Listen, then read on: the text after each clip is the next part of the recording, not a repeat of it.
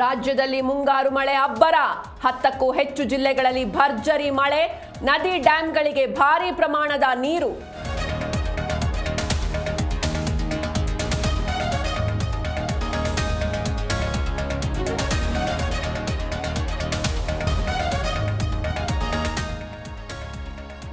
ಕರಾವಳಿ ಭಾಗದಲ್ಲಿ ಮುಂಗಾರು ಆರ್ಭಟ ಮುಂದಿನ 3 ದಿನ 6 ಜಿಲ್ಲೆಗೆ ರೆಡ್ ಅಲರ್ಟ್ ಕುಮಟಾದ ಮುಸಗುಪ್ಪ ಬಳಿ ಗುಡ್ಡ ಕುಸಿತ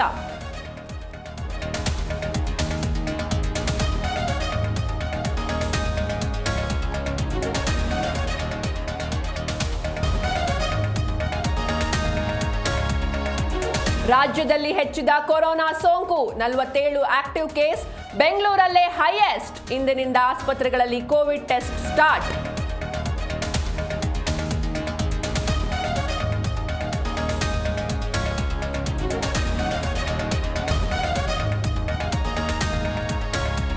ಬಿಜೆಪಿಯ 18 ಶಾಸಕರ ಅಮಾನತು ವಾಪಸ್ 2 ತಿಂಗಳು ಸತಾಯಿಸಿ ಖಾದರ್ ನಿರ್ಧಾರ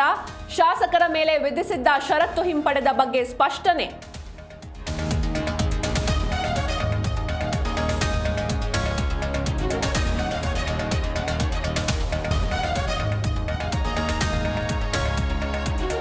ದೆಹಲಿಯಲ್ಲಿ ಕೆಕೆಆರ್ ಎಸ್ಆರ್ಎಚ್ ನಡುವೆ ಐಪಿಎಲ್ ಪಂದ್ಯ ಹೈದರಾಬಾದ್ಗೆ ಭರ್ಜರಿ 110 ರನ್ಗಳ ಜಯ ಸಂಜೆ ಮುಂಬೈ ಪಂಜಾಬ್ ನಡುವೆ ಕಾದಾಟ